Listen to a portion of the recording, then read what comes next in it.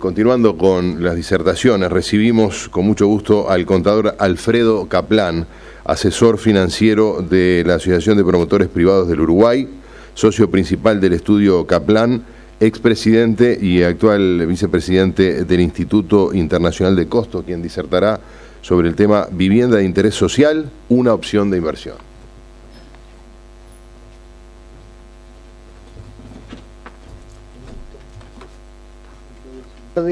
Gracias por la invitación y de alguna forma, complementariamente con la exposición anterior, desde la óptica de la promoción privada, desde la óptica de los inversores, de los desarrolladores de los programas, vamos a hacer algunos comentarios sobre aspectos tributarios y de incidencia financiera en relación a esta ley de promoción de vivienda social. Ley que vale la pena señalar, Ley 18.795, fue aprobada por la unanimidad de los partidos políticos en el Uruguay, detalle no menor por lo poco frecuente de que es.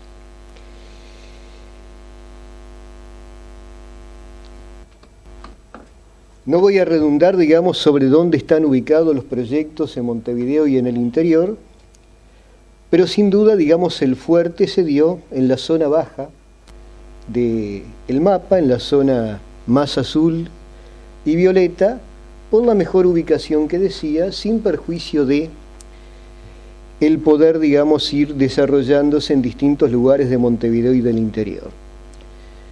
Yo escuchaba los números, cantidad de proyectos presentados en Montevideo e interior, gran porcentaje en Montevideo, no tanto en unidades, sino en proyectos. En Montevideo, dentro de la zona azul y violeta, no hay topes de precio. En el interior sí. Y es un pequeño detalle, o un pequeño gran detalle, a puntualizarlo. La diferencia de la zona azul y la zona violeta es que en la zona violeta hay una exoneración del 100% a las rentas de alquileres.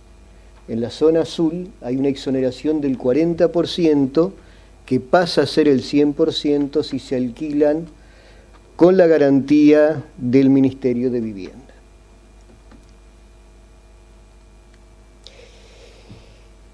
Sin duda que la Ley 18.795 de alguna forma cambió el foco de atención en la construcción o en el desarrollo de programas en el Uruguay. Más allá de la situación argentina, más allá de agilidad o retracción del mercado, hay una serie de beneficios tributarios a la construcción, reciclaje, refacción o ampliación que son realmente interesantes. Exoneración de las rentas de la primera enajenación, exoneración del impuesto al patrimonio por las obras en construcción, terrenos y mejoras al cierre del ejercicio, desde que se presentó la solicitud de exoneración.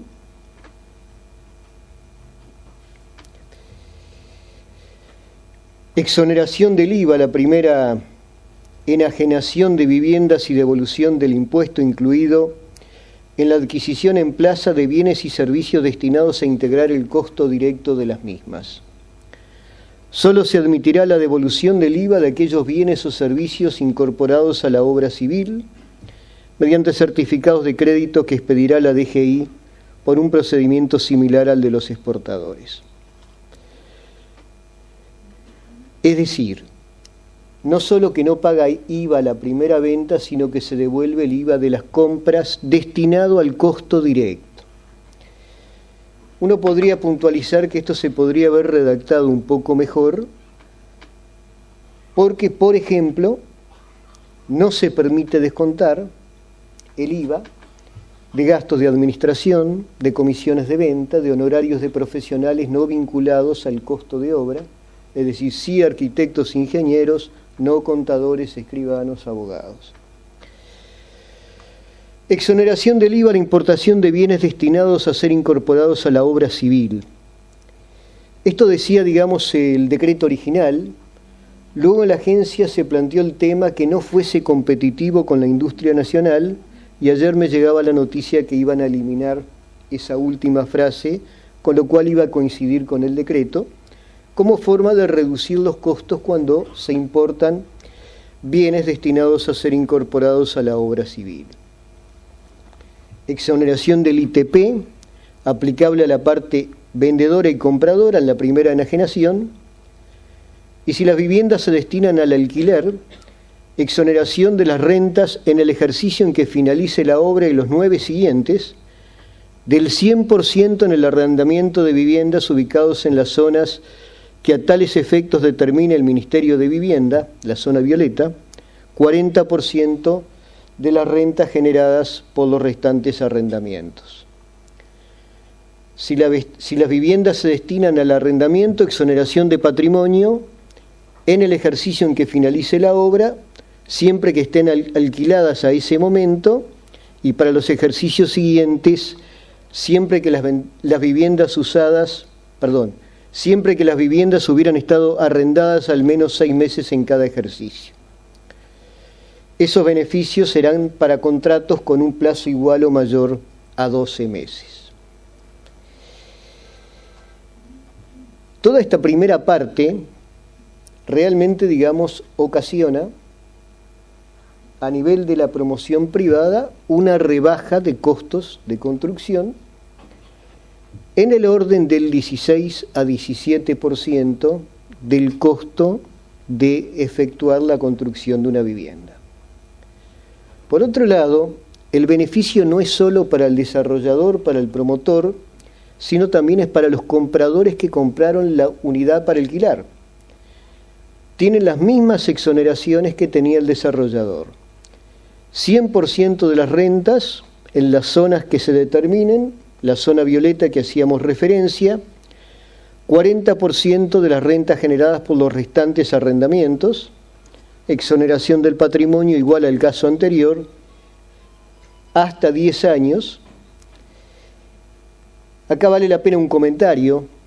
Esta exoneración es para el primer, segundo o tercer comprador o enésimo comprador de esta vivienda, es decir, sigue a la vivienda y no sigue al comprador. Por 10 años, el que sea el comprador va a poder tener este tipo de situación tributaria especial. A su vez, no va a haber que hacer agente de retención por los alquileres, con lo cual, a nivel de las inmobiliarias que administran alquileres, con una constancia de que, emitida por la CAIBIS, que acredite que la vivienda es de carácter social, ley 18795, no va a ser necesario hacer la retención. Voy a ir un poco rápido en algunos de los temas que ya fueron enunciados. Cuando uno presenta la solicitud a la agencia, y vale la pena remarcarlo el tema no porque esté Nicolás, sino porque es una realidad objetiva. Uno en la actividad privada está acostumbrado a muchas empresas públicas o a muchos organismos que son máquinas de trabar. En la agencia la actitud es otra. Se desea promover la ley y en la medida de que lo que se plantea sea razonable, se incentiva, la presentación de proyectos. Proyectos entre 2 y 100 unidades, para más de 100 unidades hay que pedir un permiso especial.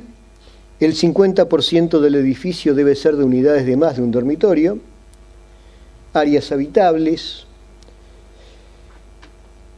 Se pueden admitir proyectos que además de tener los inmuebles o las viviendas de interés social, tengan hasta un 10% de locales comerciales, es decir, un edificio de 30 apartamentos puede tener 2 locales comerciales, puede tener hasta 6 monoambientes y hasta un 10% de viviendas confortables o suntuarias, siendo objetivos locales comerciales y monoambientes.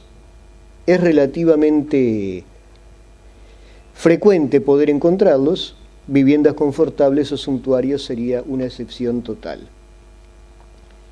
Obviamente, esos locales y esos monoambientes no tienen los beneficios de la ley, ni para el promotor ni para el comprador. Hubo una situación especial para las obras que estaban vigentes antes de la ley. La DGI desea que una sociedad de vivienda social no tenga otro objeto. Primero era una sociedad para cada proyecto, ahora puede tener una sociedad más de un proyecto. Topes de ventas en el interior de la República que han ido variando. Esos topes no incluyen conexiones, reglamento y planos. Y obviamente hay plazos y penalidades si uno no cumple los cronogramas prometidos. Hay condiciones especiales más allá de los metrajes, de acondicionamiento térmico, de iluminación, de metrajes de ambientes, terminaciones excluidas, etcétera, etcétera, etcétera. Actores dentro de este sistema. Agencia Nacional de Viviendas y el CAIVIS, que es finalmente el que saca la resolución. El promotor privado, el consumidor final que va a tener su solución habitacional. Creo que el consumidor final hasta ahora es el que más está faltando, probablemente por lo poco avanzado que están las obras. También, salvo el Fondo de Garantía de Créditos Hipotecarios y el tema subsidiados, que es para un segmento especial, no es fácil calificar con el sistema bancario. Cuando hablábamos de un apartamento de $100.000 que se financia, digamos, se está financiando normalmente un 20% durante la obra, un 80% con el banco. Es decir, que los bancos han tenido una primera aproximación de en lugar de ser 30 y 70, ser 20 y 80. Pero para pagar una cuota de 10.000 pesos por mes en 20 o en 25 años, el banco pide una justificación de ingresos del núcleo familiar de entre 35 y 40.000 pesos por mes líquidos. Y eso no es tan fácil de justificar para una pareja o para un posible adquirente, digamos, de las unidades. El banco hipotecario multiplica por 4, los bancos privados tratan de multiplicar por un poquito menos, pero es un problema, digamos, que disposiciones del Banco Central y obviamente la razonabilidad de que después puedan cobrar el crédito que dieron es un pequeño obstáculo para la consecución de las operaciones. Apareció un actor que es el pequeño inversor que compra para arrendar, pequeño inversor local y del exterior. Vale la pena considerar que la exoneración de rentas es para IRPF, IRNR e IRAE, y está comprando fundamentalmente las unidades de un dormitorio, porque son las que piensan rentar con mayor facilidad. El otro jugador son los bancos, y yo diría que con los bancos, hasta ahora, por lo menos con los bancos voy a hacer una acotación, porque veo, digamos, al banco hipotecario, entonces voy a hacer, digamos, un paréntesis. Cuando hablo de los bancos, me refiero, digamos, que el negocio inmobiliario, para un edificio de más de 20 apartamentos, requiere, más allá de la ley 18.795, muchas veces aplicar la ley 16.760, con la cual se crea, digamos, la copropiedad en el pozo, por la cual el banco presta un porcentaje, hace un préstamo hipotecario por un porcentaje del costo de construcción para que el desarrollador tenga los fondos para hacer el edificio, cuando el aporte de los compradores sería solamente del 20 o del 10% del precio según, digamos, la modalidad de ventas. Desde que uno presenta la carpeta al banco privado hasta que el banco privado finalmente escritura el préstamo, pasan fácilmente más de 6 meses, 7, 8 o 9.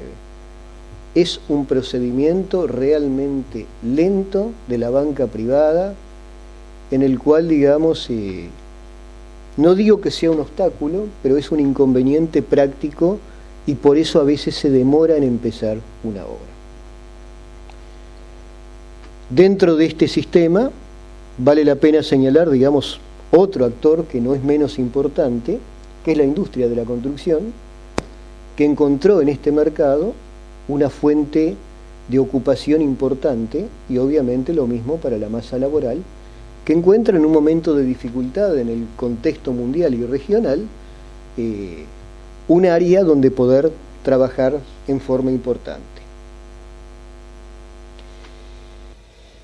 Uno tiene que presentar una hoja de costos a la Agencia Nacional de Viviendas con la tipología de las unidades que se van a hacer, con el área habitable, con las unidades que se excluyen por ser monoambientes, por ser locales comerciales, por ser viviendas suntuarias, los garajes en la medida que sean para las unidades promovidas siguen las exoneraciones de las unidades promovidas.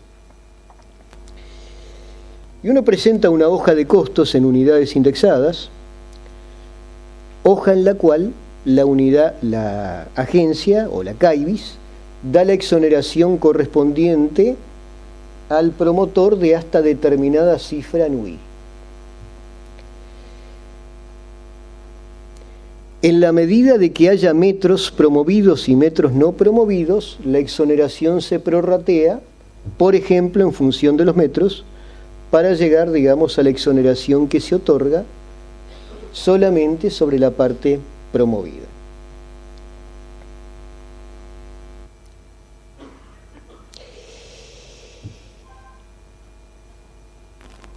¿Cómo se financia todo esto? El desarrollador tiene que comprar el terreno, eso lo hace con fondos propios.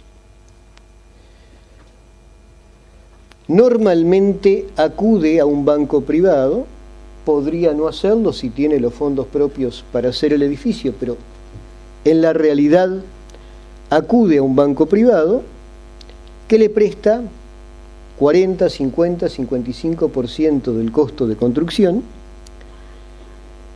que tampoco se lo da, digamos, en un momento, se lo da, digamos, por avances de obra. El banco quiere tener dos seguridades, por lo menos. La primera, que el promotor demuestre que tiene los fondos para hacer el edificio, es decir, que tiene el otro 50%, y por eso le dice, mirá, te voy a dar lo que te prometí una vez que vos avances el 30 o el 35% de la obra. Cosa que me muestres que con lo que tú pusiste y lo que yo te doy, prácticamente la obra está financiada.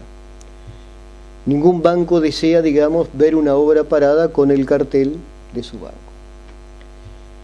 Pero además de que esté la plata para hacer el edificio, el banco quiere tener la razonable certeza de que no tenga que llamar al inversor finalizado el edificio para que se lo devuelva. Quiere que haya preventas de un 30, de un 40% del edificio, además del avance en la obra, para empezar a darle el dinero. Con lo cual, si hablábamos de un proceso de 6 a 9 meses, bueno, quizás a los 6 o 7 meses después de avanzada la obra, el promotor pueda empezar a cobrar en el banco. De todas formas, que los bancos tomen recaudos de que el promotor tenga los fondos y que tenga determinado porcentaje de unidades vendidas, desde una filosofía conservadora como debería ser la de los bancos, suena de todas formas razonable. ¿Cómo se financia el resto de la obra? Bueno, por un lado con aportes o préstamos de accionistas, cosa lógica. Por otro lado, con el porcentaje que integran los compradores finales durante la obra. Por otro lado, permutas que puedan hacer con contratistas y subcontratistas de las obras. Con otro lado, con ventas a pequeños inversores que compran para arrendar fundamentalmente. y con otros tipos de financiamiento que se pueden hacer.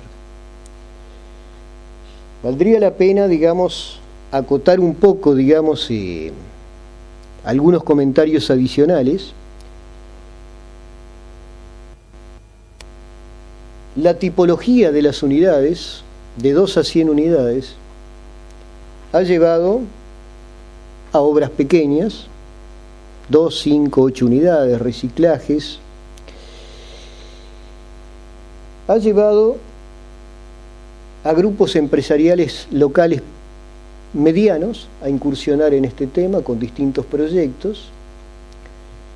Ha llevado a grandes grupos a volcarse al área de vivienda social y ha llevado también a inversores del exterior a, por un lado, ser compradores de viviendas de este tipo, pero además a ser promotores. Es decir, hay varios programas de vivienda social que son promotores fundamentalmente argentinos y o españoles que están desarrollándose, digamos, en el Uruguay.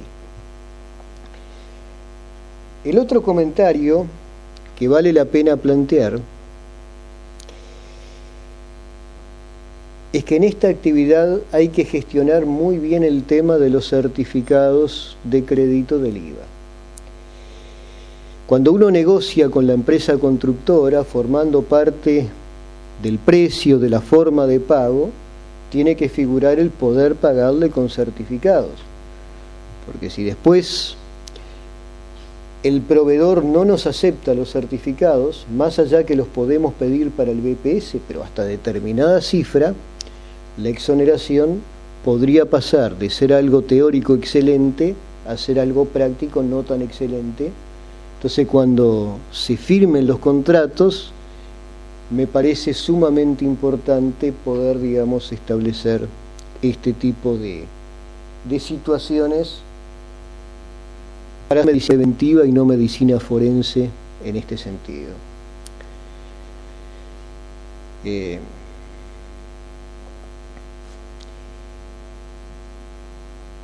Creo que esta ley, más allá de detalles, alguna restricción de IVA,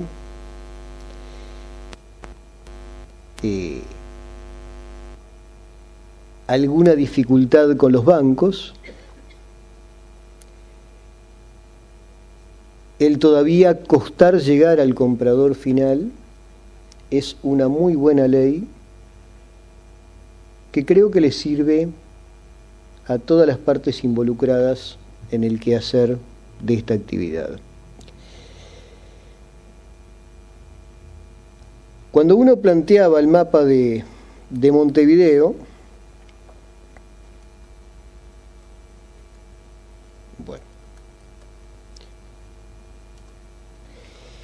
y uno veía el desarrollo en la zona azul y en la zona violeta, a pesar de que se notaban ya, digamos, llamémosle así, indicadores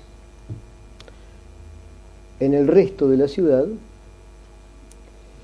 uno recuerda alguna medida que se adoptó en alguna situación complicada, y si yo quisiera, digamos, apuntar a una zona en especial que me interesase desarrollar dentro de esta ley, vale la pena plantear que la industria de la construcción tiene un aporte unificado de la construcción que es absolutamente récord e insólito, del 74% del monto de la nómina de jornales.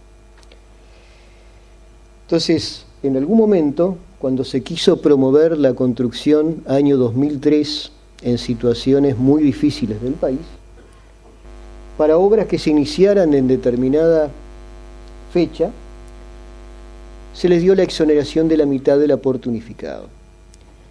La ley de vivienda social no precisa o no reclama para nada, digamos, a los actores que se exonere aporte unificado a la construcción.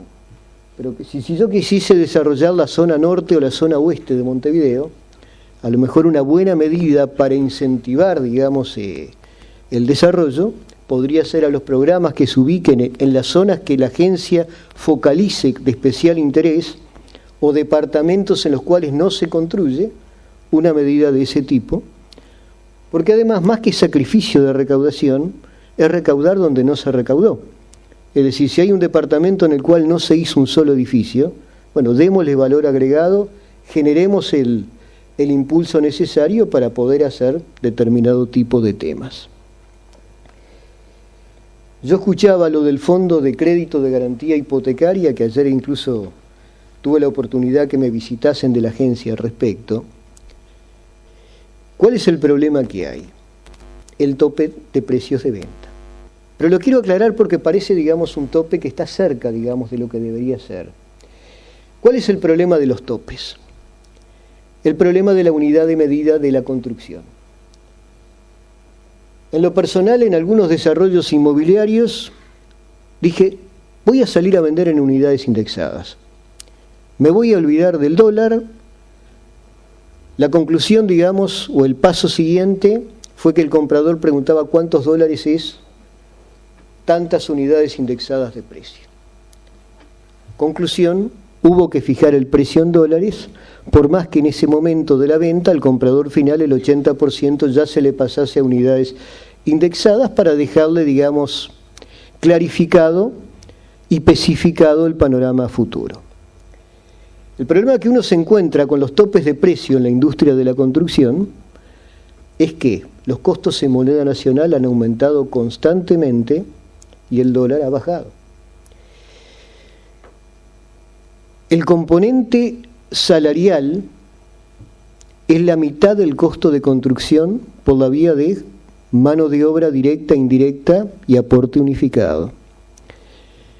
Octubre del 2010, octubre del 2011 y octubre del 2012 hubo aumentos promedios del 22% en cada año, con un dólar en baja y con un IPC entre un 7 y un 8%.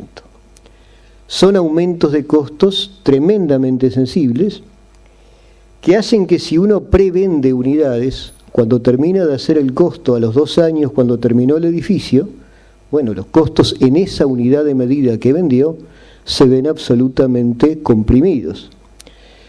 Y eso hace que cuando se fijan topes, salvo alguien que venga con el dinero contado, es muy difícil, digamos, poder congelar, digamos, una operación porque el promotor no tiene la posibilidad con sus operadores, con sus contratistas, con sus subcontratistas, de congelar esos rubros, entre ellos el más importante que es mano de obra.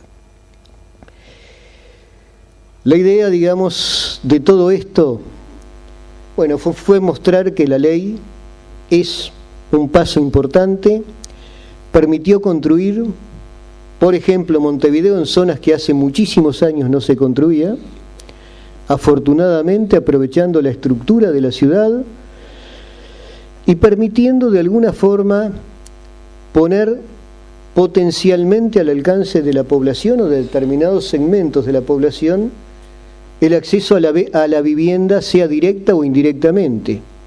Directamente sí puede comprar una unidad e indirectamente si alquila, de futuro va a tener una vivienda nueva de una calidad más que aceptable para poder tener, digamos, un confort distinto al que tiene hoy por alquileres más o menos similares.